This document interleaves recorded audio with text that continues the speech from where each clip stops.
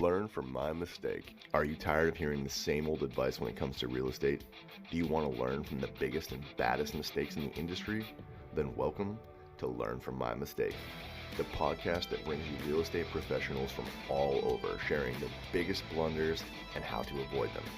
I'm one of your hosts, Jake Remillard, and I'm joined by my partner, Marie Baginski. We're here to give you the inside scoop on what not to do in the real estate game. From brokers to investors, we've got it all. We're not just here to tell you about our guest failures, though. We're here to help you learn from them so you can make the right moves when it counts. So buckle up and get ready to hear some juicy stories and expert advice you won't find anywhere else. This is Learn from My Mistake. New episodes drop every week. Don't miss out. Learn from my Yes. All right. Welcome. Season 2, episode 7 or 8. I think this is. Jake, do you know off the top of your head? I don't know. We used to have it at the top of the screen. Now it's not there. I'm lost. It's not. We're lost. We're going to get on our VA for that. I'm like, you got to give me an episode number. But we're definitely on season 2. And I am super, super excited to introduce our guest this week. Her name is Julie Roy. We had the pleasure of meeting her at the boardroom.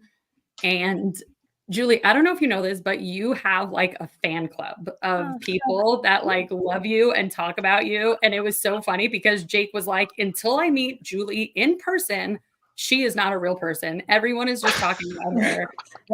She is this made up, amazing person. It was so funny.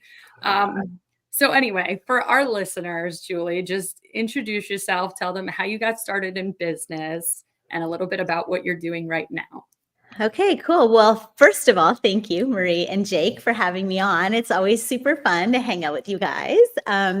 So my name is Julie Roy, and I started in business about 30 years ago. So I'm, I guess, a serial mompreneur at this point. Yeah. I started a Montessori preschool in the basement of a church in Canada. And I started with $25,000 that I received in a loan at 19% from a guy named Malcolm Banks. And I'm pretty sure now that was not his real name. However, I believed that for the longest time until someone was like, Malcolm Banks for real? And I was like, oh, probably not. Yeah, he was definitely a loan shark, but I didn't even know what a loan shark was, obviously, at that time. So my husband, who was my boyfriend at the time, I kind of roped him into coming with me. I saw this ad in the paper and I needed some cash to start this business. Long story short, I was working at a Montessori preschool, loved it. Started in my mom's basement first, and held a very makeshift classroom one summer. And then was like, I need to do this on my own. I love this. And had no money, and owed my mom all kinds of money. I just got out of university. I was traveling all over, doing all the things you shouldn't be doing, not saving anything, totally broke. And Malcolm's little ad came up in the newspaper. So I'm dating myself. We used to actually look at the newspaper and read ads and stuff, 30 years ago. And it said need money for your business. I got you, Malcolm Banks, whatever. I think it was an address. I don't even think it was a phone number at the time. And I roped my then boyfriend, now husband, into coming with me. And it was this back alley across from McDonald's, downtown Windsor, where you don't go unless you're going clubbing, one of those streets. Yeah. And it was this burgundy door, and we opened it, and it was Stephen King. It had this swinging lamp and this crickety table, you can kind of visualize. Yeah, and this guy behind the table, and he's sit down, and we're okay.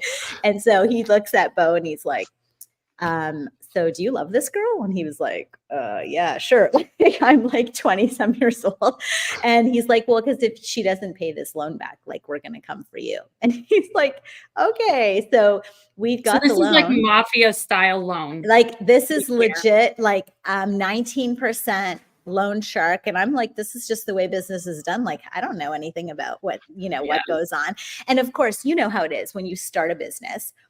Nobody wants to give you money because you have no money. Now everybody wants to loan us money. We're we don't need the money now, right? So when you're starting a loan though, nobody wants to give you $1 because you're the most high risk. And usually entrepreneurs are generally total, what do you call it? Like runners or like risk takers, right? So everyone's scared when you like an entrepreneur comes to you for money. They're like, oh God, like there's the 900 questions of like, anyway, so that's how we started.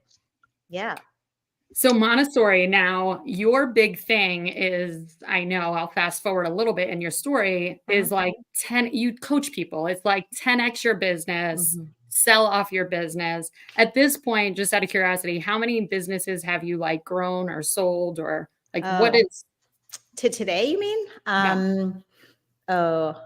Well, probably at least 10, built like $10 million businesses. So like, meaning, we started up something, grew it, and either sold it off or, whatever, part of a group of businesses or individually.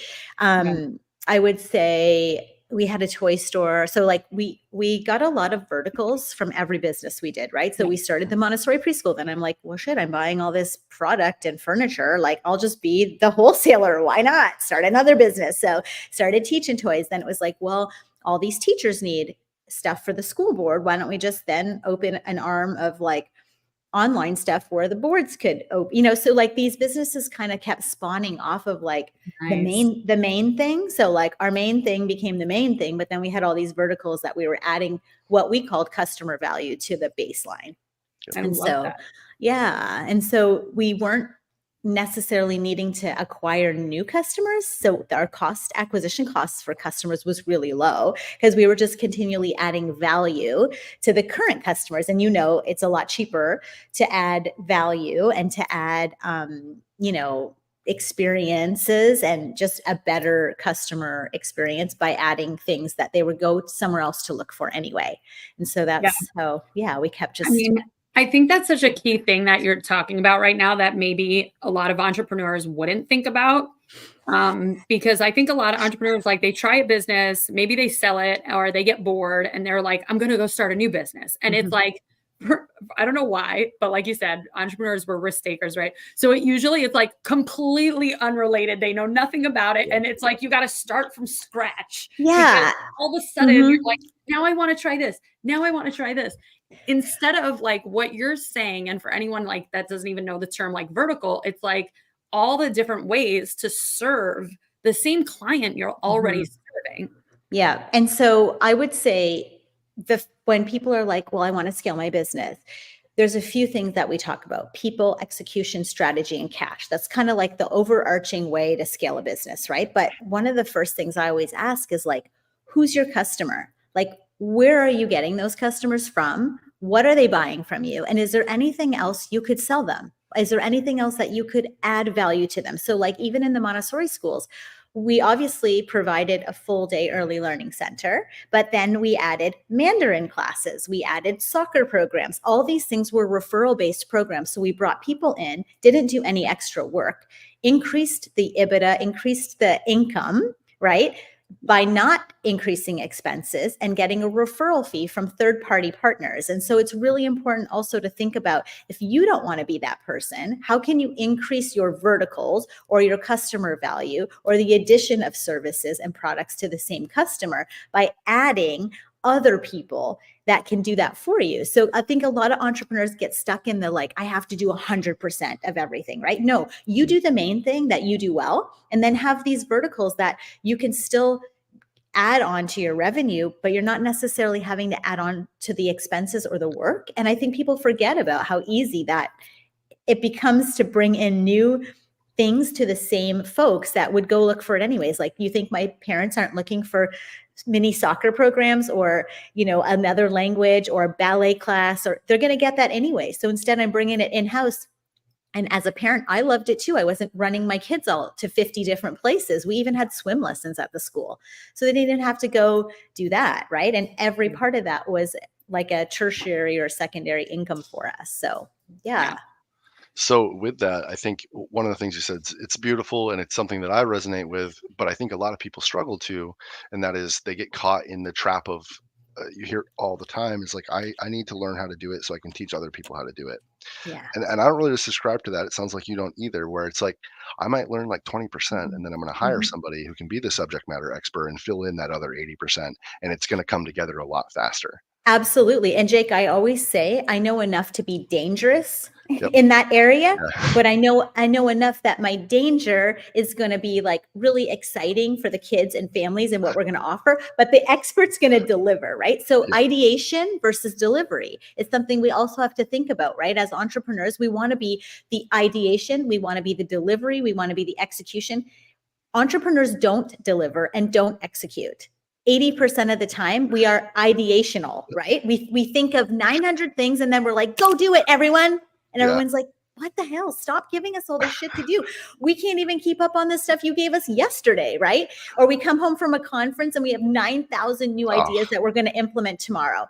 And Absolutely. our team is like, get out of here. Like, please do not go to another conference, right? I used to come back and I knew their faces were like, please don't have her learn anything else. Like, we have enough to do. So I think it's also changing the mindset of like, you can have all the ideation, but you really need a human, you really need a team that's going to be able to execute that ideation and also just become like the functional part of your business that can execute for you. Because if you're an entrepreneur, you're not executing. You're executing the main thing, absolutely. But all these other 900 ideas you come up with, you might execute one or two, but it's not even good to execute them all, right? So you also need whistleblowers around you being like, hey, stop, girl. Like, we're not doing that, you know? So you don't need a bunch of yes men or yes women, right? You need people to actually say, hey, like, we're going to call you on your shit and we're not going to allow you to continue to like add this stuff that's not adding value to our customers or that we can't manage or whatever it is. So one or yeah. two yes people are kind of Yes. nice though.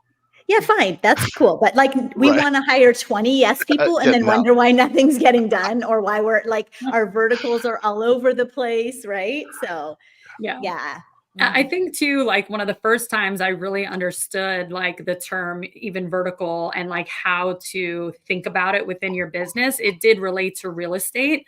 But I was at a real estate conference and the guy was just literally talking about all these verticals. The funny thing is, I think it was John Gafford. And he's like, oh yeah, I mean, all the verticals. Yes. And He is though. He's got like 15, like he's the mortgage guy, he's the insurance guy, he's blah, blah, blah. And I was like, man, this is like, I want to be all those things too. Right. So he literally said, he's like, what I did was I took that Partnered. HUD statement, right? That closing statement and said, who are all the people that are making money in the real estate transaction? Yep. I want to make all that money. Yep. Right. So but then he partnered with people to bring it Right. in, right? So like that's the difference. Execution was really he clear. partnered with them. Actually his story was similar to yours as far as like, you know, the mafia connection in my head anyway, because he was like, we do a bunch of deals with the guy, like the title company, and then be like, well, if you want our business, we're going to own half your company. Right. So he was like, I know. Like, I sat next to him at one of our boardrooms and when I first met him and we clicked right away. And I thought, wow, he's like brilliant. He's got all these verticals. He's managing all this execution. But then he started talking about the partnerships. And I was like, that is the key. Like as entrepreneurs, we keep thinking we have to go it alone. It's the worst way to think about a business because if you're not collaborating, you can only do so much. The other thing is like when you go to sell your business, I tell all the owners this, like the more you are involved in this business, the less likely there's any investor interested in your business. So it's also they don't want something. to buy a job. No one wants to buy a job. You know, I don't think that's why all the liability involved in a business, like you'd be crazy to think that you should just buy yourself a job. It's way better to just work for someone else if you're just going to, you know, buy yourself a job for sure. Yeah. So, keeping in theme, Julie, with the name of the podcast, I would love to know early on when you were kind of in this phase of exploring different verticals and you were starting to get that going, what were some of the mistakes that you made in either kicking those off or fulfilling on them or bringing the wrong people in, anything like that that's coming to mind? Oh, tons for sure. I mean, I don't even know where to start. I've made 1,000,001 mistakes. I make them actually daily. I pretty much make hundreds of mistakes a day. The great thing is I'm a really quick learner, so I don't repeat mistakes. I mean, that's one thing I always say. I don't live in the past because what happens, you have to make decisions oftentimes in business, and you have to be decisive. You can't waver. So I make the decision and I live with the consequence. I mean, I think all entrepreneurs do that. Some are really bad and some are great. But I never make the same mistake twice. Like, I'm a quick learner. Like, if I get smacked in the face, I'm like, okay, I'm not going down that road again. Right. So I'll give you a couple examples. One was when we were young, especially in the beginning of the business, I did not budget. I did not understand a P&L. I had no idea of cash on cash. I had no idea about cash cycles. I lived in this, in my head, all the numbers were in my head. So I never had any metrics. I never knew what was happening. I had zero targets. If I lived in the past and could go back in the past, one thing I would do is absolutely give myself some kind of KPIs or metrics, a budget. I would understand, I would take a class and figure out how to read a P&L and what that looks like for me, you know, and also not only to read a P&L, but also to understand like the cash on cash part, like how my money's coming in, what's the cash flow? Because everyone really puts a lot of emphasis in investment. Like, they look at the top line, right? They look at the income, but they're not looking at cash flow. One of the mistakes I made is not learning sooner about looking at the cash flow of your business. Like, what is your cash cycle? I really just was like, oh, tuition comes in every first of the month. And by the end of the month, guess what? I have enough money left. Woo, we did it. Move on, right? So like, that's not a good way to run a business. And the second thing I would say that I made a lot of mistakes, or we both made a lot of mistakes, were when we started making. Oh, did I lose you guys? Are we back? For a second, a little bit. You're there. Yeah. You're still there. Oh, there I am. Okay. Yeah, we're back. Okay.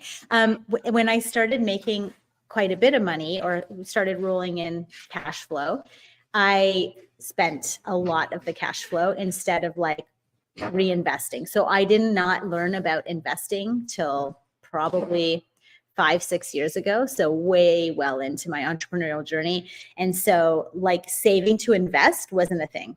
I was like, oh, we have money. We're buying a Ferrari. Oh, now? Oh, guess what? We're buying this. Oh, we're buying that. We're buying, you know, we were 30 some years old. And we didn't carry a lot of debt. So we had cash, but instead of buying assets, I continually bought liabilities. And so I would totally change that.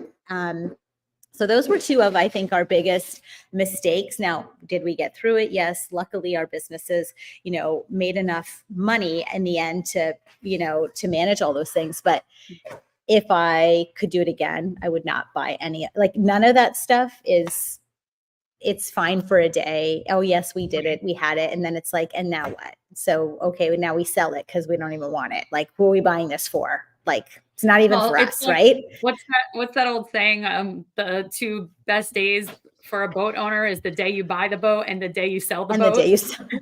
Right. Same thing, right? So that was fun. Great. It's like you want to check the box and say, like, we did it, right? So I think there's like this crazy, I have a whole thing about like the entrepreneurial journey and the American dream, but it's just like when you get out of school, right? If you go to school, you get out of college, you have this huge amount of debt because everybody has all this debt, unless your parents are paying, which then that's a whole other story. But so you get out of college with debt. What's the first thing you do? Because now you earned it, you buy a house with a shit ton of debt. Then, oh, guess what? Well, you know, I've worked so hard. Now I'm going to buy a car. Usually it's a nice one, more debt. Then you have kids and a family, more debt. Like you just continually get into this abyss of debt. So what I tell our kids, and we're really big on like parenting for financial literacy because it is not something these kids are getting. And I was not in the position to get that growing up. I was in a, you know, middle to lower income family. My mom worked 3 jobs. I dug graves, like worked as a waitress, dug graves in the afternoon, whatever, went to school. Like, I mean, I had a million jobs and we always were taught. Hold on. Can you just pause 1 second? Did anyone miss that? She used to dig graves. Yeah, that was part of it. Mm-hmm. That was Heavenly rest. Jobs. Mm-hmm. It was quiet. That is an interesting job. Like I can talk about, like I used to bartend. I worked in a pastry shop for a while. Yeah. You know, I cocktail waitress, but I never dug graves. Yeah. And we're So, talking like okay, I full will blown like shovel, or you're operating okay, let machinery? me tell you the quick version of this. So I worked at a park. We used to have a lottery in Canada. So if you got in the lottery, you got to do like the national parks or whatever. So like you get to cut the grass and do horticulture, right? It was great. I got a tan. It was awesome. They paid great money, but it was only 2 years because it's a lottery and you had to be a student.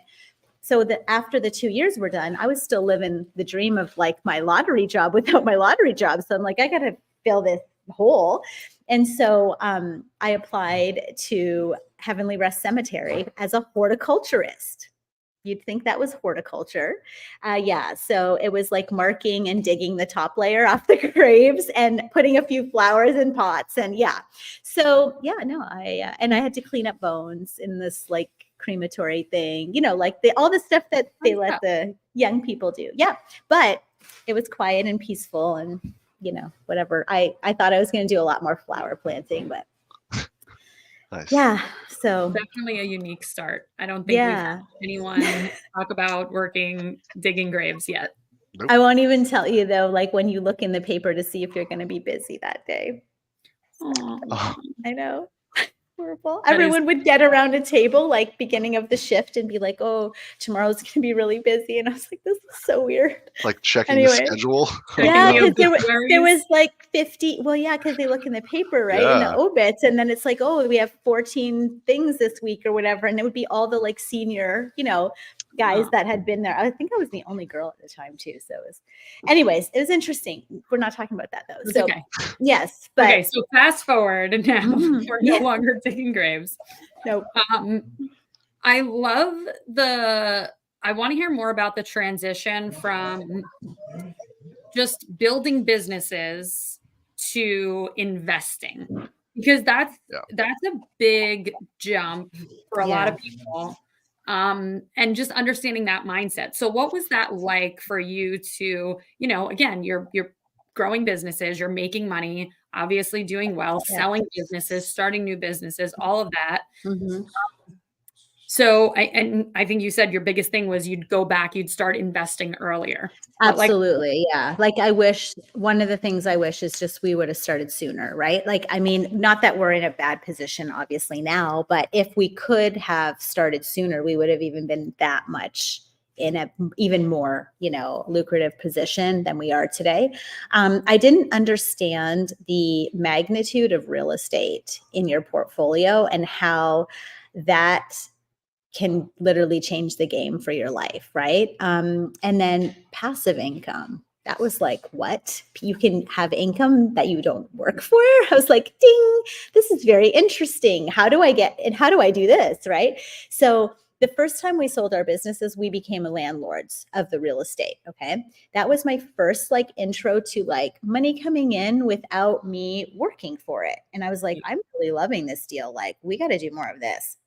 And so, but I was like, how do you do this? Right? Like, I don't know. How do we continue to buy stuff and make sure you have capital? And so getting in the rooms with the right people obviously was huge for us. And we had a capital event. So the capital event provided us with a really nice set of like cash to start to invest, right? So there's two things people sometimes forget about when they're talking about investing. One, like you need money. So like normally, yes, you can do stuff, seller finance. Yes, there's ways now to buy properties with no money. But at the end of the day, you have to have saved some money to get started to invest. And so people always will say to me, well, I only have this much or I only have that much. So we really need to go back to like what you're making and saving a percentage of that to reinvest at some point, somehow. Like even my kids that are young, we do save, spend, share, right? Like they have to start figuring out that you can't just make money and spend money on liabilities. So now we're like, we don't want to spend on liabilities. We want to spend on the assets that produce cash flow. Then we can buy our liabilities with that cash flow.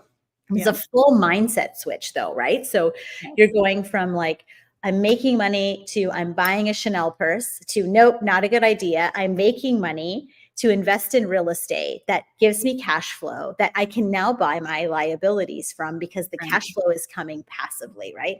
So I think the big thing is to learn to save, to invest. I mean, that's really the bottom line in the investment process that people kind of miss. So what was the trigger for you? Like a lot of people have like mentioned maybe like Rich Dad, Poor Dad, right? Great book, teaches you a little bit about that mentality of owning businesses, being an entrepreneur, but not the small business owner, big business owner, right? Cash flow quadrant. What was it for you? Was it a specific event? Were you already part of some of the Grant Cardone stuff? Like, so I would say it's two things, Marie. So the first thing was selling and being the landlord and getting the little taste of like, oh, monthly cash flow coming in, right? Okay. That kind of opened my eyes. But then I was like, well, but we need this to live because we're actually living off of our cash flow now that we don't have a business, right? So then I was like, okay, how can I make this work without that part? And so I continued to do that. Then we sold we sold the real estate because we had someone that wanted to buy it as a package and it was a great offer. So we sold it. So now then I didn't have this income again, right? But I had this money. Then we had a big tax bill. And then I ended up buying another business with it. So that eradicated the active kind of income tax. Then we grew the businesses in Omaha. When we sold to a private equity company, then my light that went off was a $500,000 tax bill. And I was like, oh, hell no. Like, so we got to figure this out. We need to figure out how to mitigate the passive income that we were receiving. Because what we did when we sold so we sold the first businesses for 8+ figures in 2011. It took me 10 years to grow those businesses. So when I tell you I made 9,600 mistakes, they all happened in those 10 years. The second time I got smarter, it took 3 years to build more than what we built the first 10 years. And we exited for more than the 8 figures the second time. And the second time I coupled all the real estate.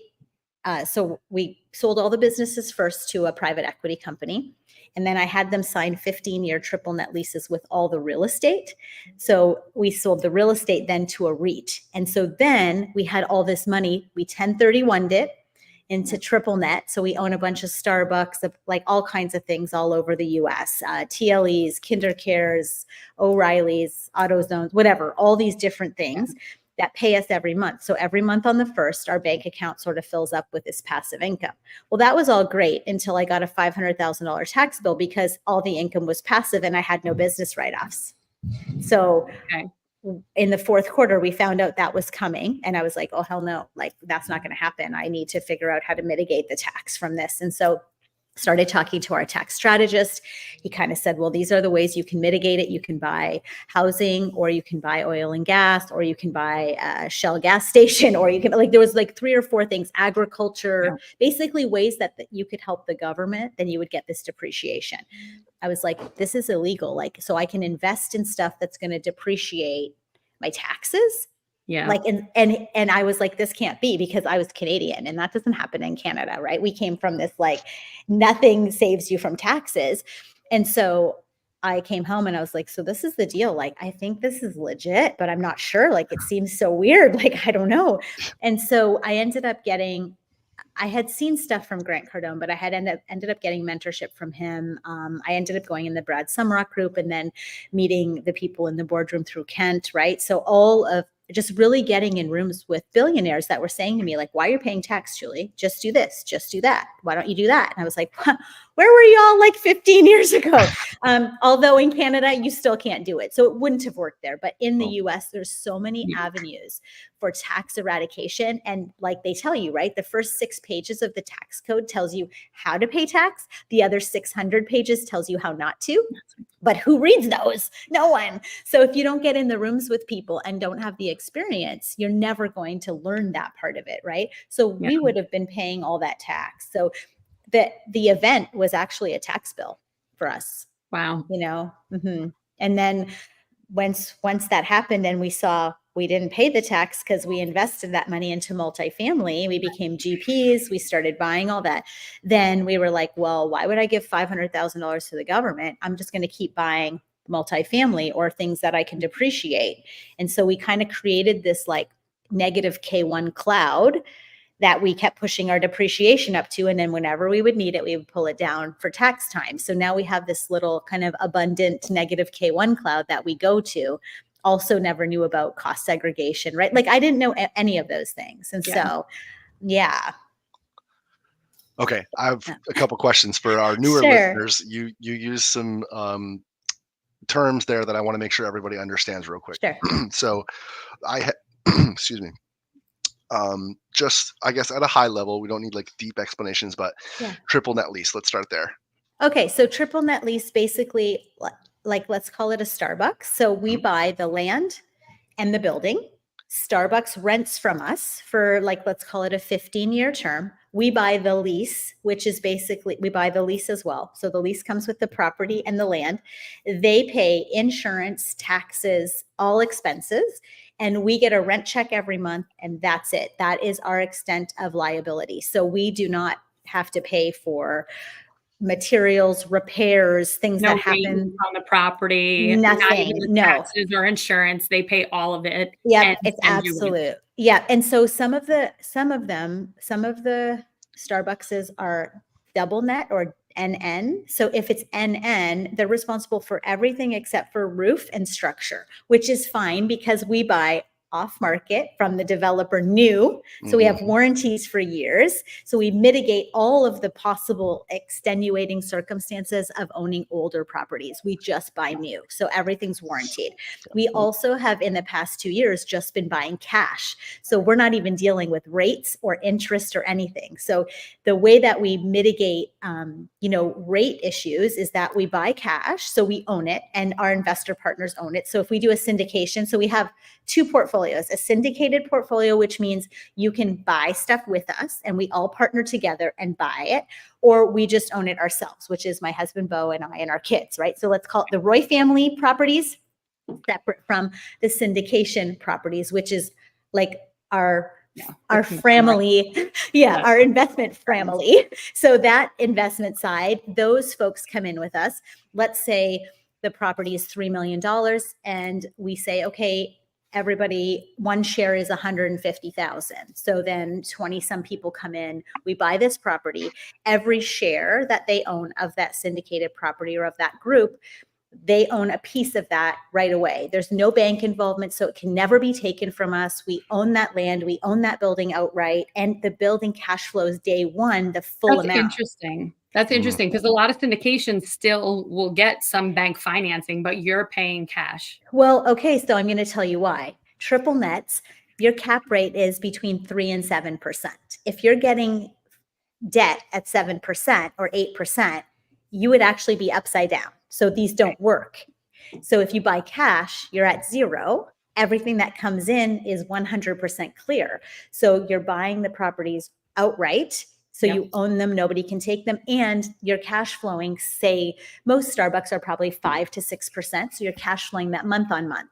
So every month our people get about $572 a month for every 150,000 that they put in, and they own that part. Like they are actually owners of that land and property. They can get the depreciation as well. Yep. So we share all the depreciation against to all of the investors, and they just keep it. If they can't use it in the year, it's also fine. It doesn't expire. So it would just pop up in their negative K1 cloud, which when you get bonus depreciation, you get a piece of paper that is called a negative K1.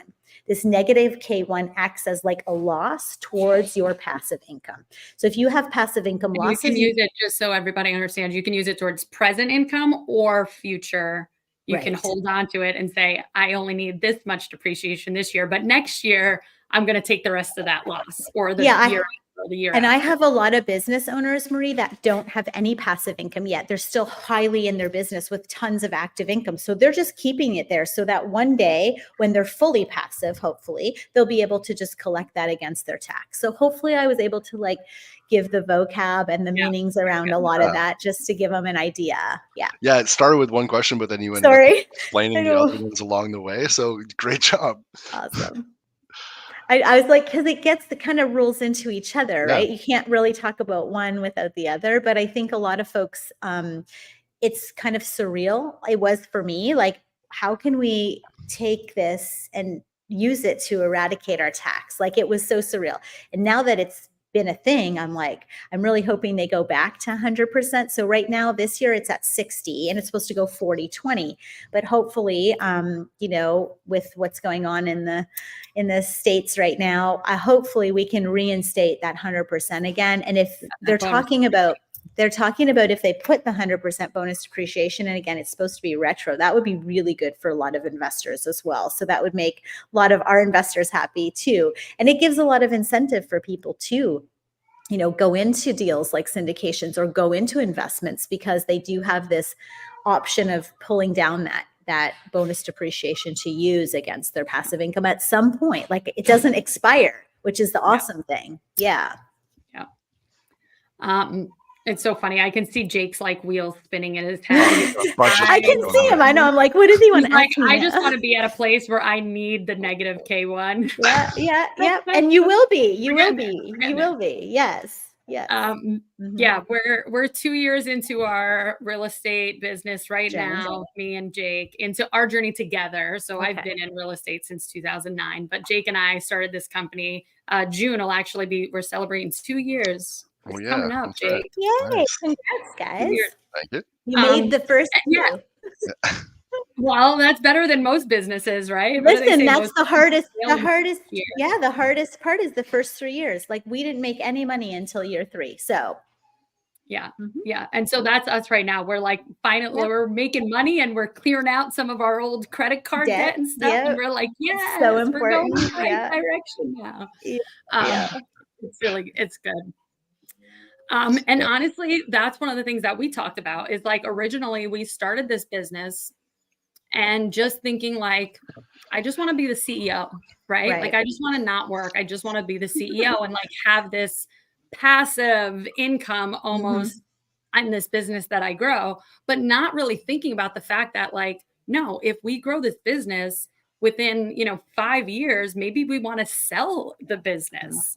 Right. And so I know that that's something that wasn't really much of a thought early on, but as we grow and see that there's more possibilities of, if we have again, we're talking now real estate and like the verticals that go into it. So if we have a property management arm of our company, maybe at some point we sell off the property management arm, right? We keep the real estate that we want to own, right? And maybe we keep the wholesale business going because it's churn and burn and we can keep the people doing that. But it's like interesting now to think of, no, we can actually grow it and sell it. Well, and I always ask business owners when they come to me. So we have a coaching program called Wealth Masters. It's for scaling to exit for legacy wealth. Literally what we did. People want to know what we did, how we did it. So we're like, okay, we take a very small amount of people. The first thing I always ask them is, what is your outcome for this business? What do you want from this business? And, they haven't ever thought of that. Yeah. Like, when I ask, they're like, well, I think, maybe, I'm like, okay, well, the first thing we need to do is figure out, like, what's your end game here? Like, what is the question? Like, what are you trying to accomplish with this business? And they're like, oh, well, I got to think about that. Like, not oftentimes when you start, especially if it's a passion business, like, opening a Montessori preschool, I was like, I want my kids to go there. I want them to have an awesome education. I love this. I wish I had this as a kid. I wasn't like, I want to make an egg. I wasn't like, I'm going to have an 8-figure exit. Right. I was like, I'm going to be successful. I will make this happen, because there's no option. Like, success to me, it's not a question. It's a statement. Like, we are going to be successful. It's not even something that I question, because I had a loan that my husband signed at that time. My boyfriend signed on. Like, failure wasn't an option. So that is he not, was going to get killed by the, by the interest mafia, basically. So I was like, no, like, this is not an option. And it was funny because people would say to me, well, like, how did you put him in that position? Like, what were you thinking? Blah, blah, blah. And I was like, no, like, because I knew I would make it work. If I had to work 4 jobs to get that $500 payment done a month, it was going to happen. Right. And so that's the difference, though, between, like, all the doers versus all the talkers versus a huge number of people who are just criticizing, right? So, like, you have criticizers, then you have talkers, then you have doers. And, like, this is the amount of doers compared to the amount of people who are saying they're going to do all this stuff, or they criticize you, right, for it. So I kind of went off track there, but it is a part of being an entrepreneur, like making that commitment and discipline to continue till your fruition or your target or your what do you want to accomplish question. I think a lot of people don't think about what is the long-term game here. This should be an infinity game, right? At some point. So yeah, how are you going to do that? That's such a great question to ask people. And then also just to hear that, from somebody like yourself or somebody listening to this, you have to bet. Like if you want to be an entrepreneur, you have to be willing to bet on yourself every single time. 1000%. Every single card in your hand has your name on it. You got to be willing to lay them all down, go all in every time. Yeah. And you have to cut out like 8,000 pounds of noise a day, right? Because there's so many naysayers. People are like, why are you doing this? That's such a stupid idea. Who are you? Who do you think you are? Like, you came from the hood. You don't have an education. Like you don't know anything about business, right? Like who do you think you are? Where are you going with this? Right. And so asking yourself right from the beginning, like, how do I want to set my business up for success? And secondly, what do I want to accomplish by this business, right? So those are the two things that I would say, if anything you take from today, start with those two statements and think about really what those answers are, because those are going to help you set your targets. Mm-hmm. You want to say hi? My son just got home from school. Yeah. So hello. Hi. My 4 have been running around. I'm trying to keep them out of the camera. I'm like, I heard the mom snap. I heard that one. Did you hear that? Yes. Yeah. I'm surprised you didn't see the side eye. He starts cooking. I'm like, no. But he did bring me a strawberry shake. So he is the best. Yes. They went to the gym. But anyways, yeah. So yeah. So I have a question for. Oh, sorry, those are my kids. I was like, you have little ones too. Yay. I do. Yeah, he's got little ones. Well, about to be 3 and about to be 2. But for somebody who, let's say doesn't have like the means to get into some of the bigger rooms like we have the absolute privilege to, who do you think are some of the most influential people that you follow or have read that have helped you with financial literacy? Somebody that's accessible to the average person. Yeah. So like everybody and everything you can get your hands on. I am an avid reader. I'm an avid podcaster. I have stuff going all the time. Free stuff. There is so much free information right now. YouTube is an amazing source of like knowledge. You could literally do 1,000 hours on YouTube and learn the subject and become an expert now. Like we are in a day and age where that is not an excuse anymore. When I was 20 years ago, there was no collaboration. There was no one telling you about how to help you with your business. They were like, you have the same business as me. Get the hell out of here. I don't want to talk to you. You're my competition. I'm not sharing shit. Like we're not talking about this. Then, it kind of became a thing, I'd say maybe like 6-7 years ago, where people started to like share business ideas and like be in rooms that were collaborative. Like I belonged to, in the day, the Chamber of Commerce, the little accelerators, but like you would only have one industry, making sure there was no 2 industries, because like if you were both in the same industry, somebody had to go, right? So there wasn't that openness of sharing knowledge. There wasn't the ability to get knowledge freely. I would say now, Grant Cardone, if you are a multifamily guy, he has every Saturday, he's doing freaking live events, teaching people how to save their money to invest, how to invest in stuff. You don't have to buy his stuff, although some of the stuff is really great and it's cheap, like $47. You could buy a whole package of stuff. Kent Clothier is online all the time talking about business mindset and, creating returns from real estate and getting in rooms with people. And just like he talks about stuff all the time. Us, right? All these podcasts, like this podcast today, probably 20 nuggets you could leave with and put in your back pocket or use one of them this week, Podcasts are all free. There's real estate podcasts that I love. There's mindset stuff I listen to. Every day I gratitude journal in the morning. Part of that is, what I'm going to accomplish for the day. And I always we call it pick a drip. So I like open a book and just read a page and like whatever that is, it's like pick a drip today. So, and then that drip is going to help me do something, in my life, whether it's mindset, business, it's always something I can act upon. Like it's not a novel, right? It's like a real whatever book. And Grant does that at every morning meeting he has. at his business. They open one of his books and he stops it and they'll just say stop wherever, and he opens it and reads that page. And I thought that is an incredible idea to just put in my own practice, right? So you're just constantly learning from people doing more than you, that are doing better than you, that are in the place you want to be at. Find mentorships who, even if you can't afford their one-on-one mentorships, find people who you want to be. Find people that are doing what you want to do. Don't stay in rooms and be small, right? Like, don't be the smartest person in the room. That doesn't give anybody, like, it's stupid. Like, people think, oh, well, I don't want to be in a room that's bigger because I'm good here. Like, I'm the hero in this room. No, you're actually the loser because you're staying where you're at. You'll never grow. Yeah. So always move. Always be moving. And I always say, always be learning. We say it's able, always be moving, always be learning. Yeah. So that's what I would do. I would get all the free stuff I can and just like suck it up and soak it up as much as you can do, as quick as you can get information. It's so available now. And then if you can pay to get in the rooms, pay, yeah, like invest in yourself though. Honestly, like I didn't do that for the first 12, 15 years of our business. I was like, I am not paying anybody. I know everything. I can do this on my own. Yeah, no. And I made $1 million mistakes, literally, that almost, took us out probably more than once.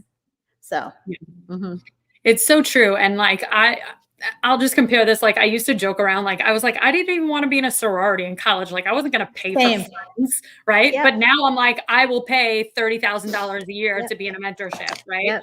$100,000 a year. Like I will pay to be in the room with the people that I know are going to push me to get me to the next level. Yeah. Right? And so there's two things. Like when Jake asked me like, hey, if you don't have the money to get in the room, 20 years ago, I didn't have the money to get in a room.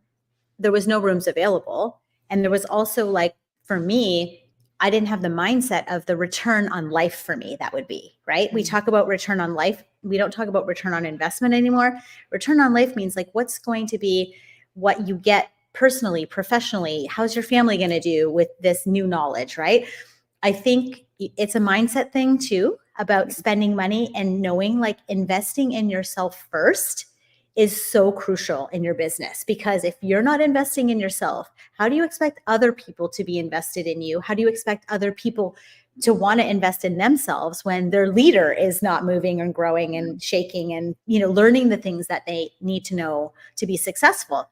And so I spent over $350,000 in the past 2 years on mentorships. And so I'm an avid believer. And again, everyone is proportionate to what they're making. I'm not saying you have to spend $350,000. The first time I spent $3,000, I was shitting my pants. Basically, it was like, no way, this is so much money. Like, I can't even tell Bo, this is crazy. Like, but then 3 became 5, became 10, became 15, became 20. Then I was like, oh, guess what? Like now I'm paying $30,000 a year for a mentorship. And then I'm like, now I'm in 4, and for different reasons, right? So now I'm in a real estate one, I'm in a business and women when I was, whatever, right? So, and the more I almost feel like I'm over membershiped now because I don't even have the time for all of them. And it is important to make sure you're not doing too much, because that did happen to us just this past year. And if you're not getting what you're paying for, then you need to kind of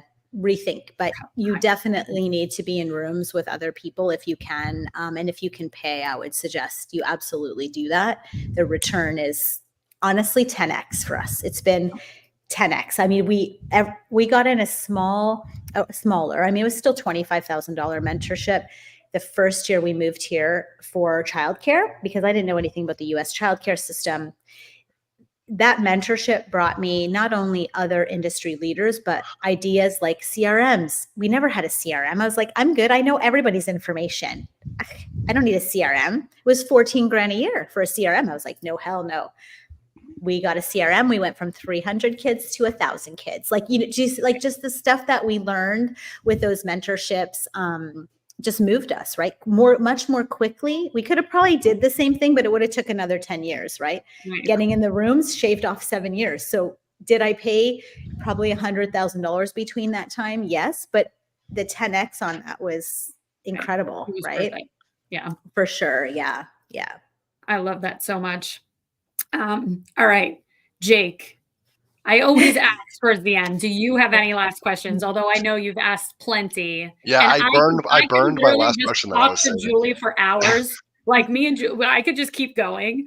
But to respect Julie's time, do you have any final questions? I mean, honestly, you've answered everything with such depth and detail that you almost like took the next question that I would have had from a lot of them. I just want to say like thank you for opening people's eyes. I mean, even myself, like listening to some of the stuff that you've said. I mean, I'm over here just like, wow, I have like some action What's items next? from Yeah. this podcast, which is That's amazing. awesome. And I hope and I expect that other people that are listening to this will as well. So I just want to say thank you. Yeah, no worries at all. And if you need Are we going to anything, see you in Seattle, by the way? no, I'm actually, yeah, we're traveling the next 2 months with the kids, so I won't be there. That's the issue, right? Like I even said, I'm going to ask the final question. yeah, go ahead. You've done it briefly, but I want you to just go a little bit more in detail about your whole concept of return on life and kind of how this came up, because I know like core values are big for you, not only in your business, but in your family life. Yeah. Right. So and I don't know. raising your kids. So just a little bit go into like, what does return on life mean for you? Sure. Yeah. So if you can see at my front door back there, that black plaque on the wall, I don't know if you can see it. Yep. So that has, right when you walk in our door, it has our mission, vision, and values for our family. And I was obsessed at the time with Magnolia, Chip and Joanna, and their whole story. And so we had their iron makers make it for us. It is so heavy, we could barely get it on the wall. But what I love about it is when you walk in, it is the collaboration of our family. And we sat down and came up with like what like our life, our return on life needs to look like. So it was like our dedication to travel for our family. One of the biggest things was we want to see all the continents together. So we just completed Antarctica in December, completing all 7 continents with the kids. So we have very, very specific and intentional goals, not only in the business, but in our family life. And I think that's also really important to not get so superseded into like the business and the financial returns that we forget about who we're doing it for, right? So like our kids are like our hugest motivators, obviously, but also the life we want to give them is a creation of our mission, vision, values. Our legacy is what we want to instill in them. So it's on there. Hopefully, even when we pass, they'll keep it. But I think it's really important to sit down with your family and have them buy in to what return on life looks like for everyone in your family. So when you're saying yes to something, you're knowing that you're saying no to others. So is it worth that in all aspects? Is it worth leaving the kids for? Is the return on life going to be professionally? You know, what is it going to be professionally for you? What is it going to be in your spousal relationship or your partner relationship? What does that look like for your kids? You know, if leaving them for 5 days, what kind of return is that going to bring them and your family versus just looking at, well, you know, I'm going to have a financial gain, because at some point financial gains are great, but it's not everything, right? And so, and we only have one life. And so the time is now, right? We talk about that with Kent all the time. And literally just knowing that you won't have that time at some point, right? And so making sure you're super strategic and intentional just about valuing all the pieces in life rather than just a return financially. I love that. And so my last question then, just piggybacking off that, is at what age were your kids when you sat down and had this like family meeting for mission vision? Because I'm like, okay, Jake's kids are like 2 and 3. So they're buying into a family mission right now. No, and so like so cute. And so you can always start with them, even really young, about just whatever values you believe in, right? Whatever you're teaching. So ours from day one, when they were even 2 and 3, we said 2 things: make good choices and be a good human. That was our basic value of our family. Like this was our basic, like if you leave this house with nothing else, be a good human and make good choices. That's it. And so every time they leave this house, they say, I know, make good choices and be a good human. Like, right. So like, it's something that just never has gone away, even from when they were little, you know? And we say, I love you. So make good choices, be a good human. I love you. And so that, you know, if anything ever were to happen, we know what they're leaving here with. But So obviously when they're little, they can't make strategic and intentional decisions about mission, vision, values, but you know what you want to instill from a mission, vision, value point. So you can start to guide them, you know, early on about what that looks like in your house. Like, how do you be a good human, right? You know, you maybe help someone, you help your sister, or you clean up this for mom, or you know, help dad with the garbage, or whatever it is. So you start to just instill values. And we are not perfect parents. Like, we have 4 teens right now, actually young adults to teens. So at one point we had everyone 13 to 19 for a month. Now we have 20. So it's a little bit more, but they're all at different stages, right? And so what might be a mission for one or a value for one might look different than the other, but as long as the underlying value is there, like if it's, you know, respect in your family, what does that look like for each of you? You know, how does that value come out? And then just probably, I would say they were probably 9, 10, 11, 12-ish, around that age, when we like kind of got everybody to like create the mission, the real Roy mission, right? But the whole time we were already seeding mission, vision, value from birth, right? Like what we believed in, and we want them to have their own opinion about things. So we're very open and we have conversations about like what they think. But inevitably we're guiding a non-conventional family, right? Like that's really what we are. We're a non-conventional family. We believe in like big or bigger. We don't believe in big or go home, right? Like it's not go big or go home. It's like go big or go bigger. We believe in like making sure that experiences are part of everything. We value experiences over things. We talk about things, not people. These are just general guidelines. Doesn't mean you have to create your formal mission, but you can start talking about stuff like that early on. Yeah. I love it. It just goes back to the whole like return on life and really truly being intentional, right? Mm-hmm. There's like a shift in your mindset and the decision for you and your husband and your family to be very intentional with your investments, with your time, with your family. With everything. Yeah. Everything. Yeah. I really, really love it. Well, I want to say thank you so much. And before we get off, please tell everyone about your brand new book. Oh, yeah, I forgot about that. So I did write a book. It's called The $1 Million Mompreneur. I struggled with the mompreneur title. It's in there. It'll tell you why I struggled with that, because I feel like guys need to read it too. And I feel like by saying mompreneur, all the guys are like, oh, that doesn't include me. But no, it does. It does include you. It's basically your guide to business mastery, uncommon freedom, and legacy wealth, which is really what our whole return of life is based on. It has some ideas, obviously, about business, the logistical stuff, putting your family trust in trust, blah, blah, blah, blah, blah, but it also talks about starting with the end in mind, about setting those targets, about creating abundance through adversity. We talk about that a lot, or, the story. We also talk about generosity breeding abundance, and we've always been generous with our time and our money. And I feel like that has given us karmic return in, again, 10x, prioritizing return on life, increasing your income and ways to do that, like we talked about today, creating extra value for your customers, building an exceptional customer service and business, how assets can be a liability. We talked about that because they're really not assets in the first place. We talk about scaling your business, cultivating connections and networking, saving money on taxes, and investing in real estate passively. And what does it mean for you? That's basically the nutshell. And it's available anywhere you can buy books. Most people are buying it on Amazon. I think the paper copy was actually sold out for a bit. Now it's on hard copy. So yeah. And then it did get sold out. Audible version yet? I just want to know if you're doing the Audible voice. So there is not, but we are working on it because numerous people have asked me, and I just have to get through these vacations, and then I think I'll probably try to put it on Audible. But people say when they're reading it that they can hear me. It's really funny. They're like, Julie, it's like I'm talking to you. Like even the words you say, I feel like it's like you're talking to me. So I'm like, I don't know if that's freaky or bad or good, but so yeah. So basically why I wrote the book though, I kind of want to just tell you that quickly.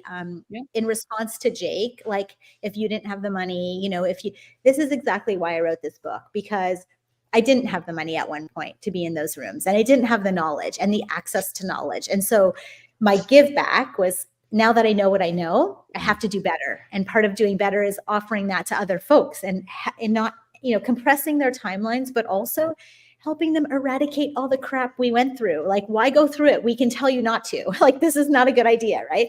So the book's like $20. Mentorships are $20,000. I have $350,000 of mentorship in a $20 book. Like, literally, that's a great way to start. So when you're asking about stuff, and I'm not just plugging myself, but any book out there, if you find books on business, people wrote them. We don't make money off books. We write them because we want to help, right? Like, that's the purpose of a book. So if people are writing books about business or topics that you're interested in, buy them, get them on Audible. The information really is valuable to you. You're always going to get more than a $20 idea. That's how I feel about any book or podcast or, speaker or whatever event I go to. So, yeah. All right. Amazing. I love that so much. Thank you. Thank you. Again, I just really appreciate it. I know that there's a couple of people in boardroom that are going to be freaking out when I tell them that Julie Roy was our guest. They were like, come on. I'm like, yes, the real Julie Roy.